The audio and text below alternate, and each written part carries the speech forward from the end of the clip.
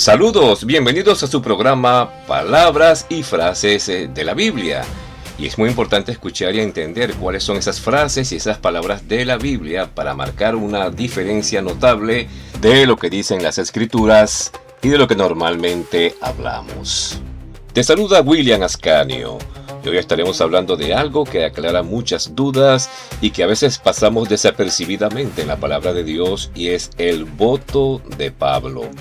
El voto de Pablo en Hechos es un excelente ejemplo de cómo los primeros cristianos judíos, incluyendo a Pablo, continuaban practicando elementos de la ley mosaica como el voto nazareo sin contradecir su fe cristiana. Vamos a analizarlo paso a paso con los textos principales y entendiendo que Pablo, para ya evangelizar la cultura judía, tenía que hacer algunos rituales o votos como lo hacían de costumbre. Número 1. Hechos 18:18. El voto en Cencrea. Pablo se quedó todavía muchos días en Corinto, después se despidió de los hermanos y junto con Priscila y Aquila se embarcó para la región de Siria.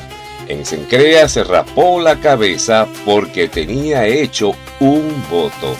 No dice un voto para siempre o un voto de nacimiento ni varios votos, sino un solo voto. Es decir, un solo motivo que tenía que hacer para demostrarle a otros algo. Eso está en Hechos, capítulo 18, versículo 18. ¿Qué tipo de voto? La mayoría de los comentaristas lo identifican como un voto nazareo o similar, porque el acto de raparse la cabeza es característico del final de ese voto, como lo indica el libro de Números, capítulo 6, versículo 18. En el voto nazareo, al completarse el período, se cortaban el cabello, se ofrecía en sacrificio en el templo de Jerusalén, junto con otros sacrificios, un cordero, una cordera, etc. Pablo se rapó en Cencrea, puerto cercano de Corinto, antes de viajar a Jerusalén, lo que sugiere que estaba cumpliendo o cerrando el voto y planeaba completar los sacrificios en el templo. Debate interpretativo. Algunos piensan que era el final del voto, otros sugieren que era el inicio, aunque lo normal era cortarse el cabello al final. Hay quienes proponen que era un voto judío de acción de gracias o devoción temporal. No necesariamente nazareo completo, es decir, pero la mención del rapado apunta fuertemente al nazareo. Número 2. Hechos 21, 23 al 26. Pablo y los 4 nazareos en Jerusalén. Años después, en su último viaje a Jerusalén, Santiago, Jacobo y los ancianos le sugirieron a Pablo: tenemos 4 hombres que han hecho un voto, tómalos contigo, purifícate con ellos y paga sus gastos para que se rasuren la cabeza. Es decir, fue la recomendación estratégica para poder ir a Jerusalén. Así todos sabrán que no hay nada de lo que se les ha dicho contra ti, sino que tú también vives ordenadamente guardando la ley.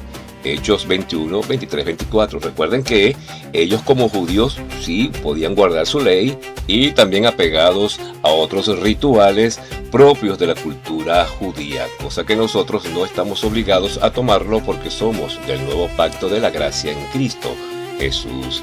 Allá a los Gálatas, como en Gálatas capítulo 5 al 5, y le indica pues a esta nueva iglesia que no tenía nada que ver con el mundo judío, le dice lo siguiente: estad pues firmes en la libertad con que Cristo nos hizo libres y no estéis otra vez sujetos al yugo de esclavitud. Consideraba a los hermanos que estaban allá en esos pueblos, en esos lugares del extranjero, como estaban esclavos todavía con el abuso y costumbres de los judíos. Y le indica en el versículo 2: y aquí yo, Pablo, os digo que si os circuncidáis, de nada os aprovecha Cristo. Fíjense ustedes, la costumbre, los ritos. Y otra vez testifico a todo hombre que se circuncida que está obligado a guardar toda la ley. Si lo hace de esa manera, va a tener que guardar todo lo demás, los 613 mandamientos. Dice el versículo 4: de Cristo os desligasteis, los que por la fe os justificó, de la gracia habéis caído. Imagínense ustedes. Es decir, que si estás en Cristo y sigues ahora practicando estos ritos y costumbres, te estás desligando de Cristo. Lo dice allí claramente. hay que tener cuidado. Esto confirma que Pablo participó activamente en rituales nazareos, incluso como apóstol cristiano, pues estaba, como les decía, en la región de Jerusalén, estaba en el mundo hebreo y no le quedaba otra manera para poder evangelizar y tener una cosmovisión cristiana en el mundo.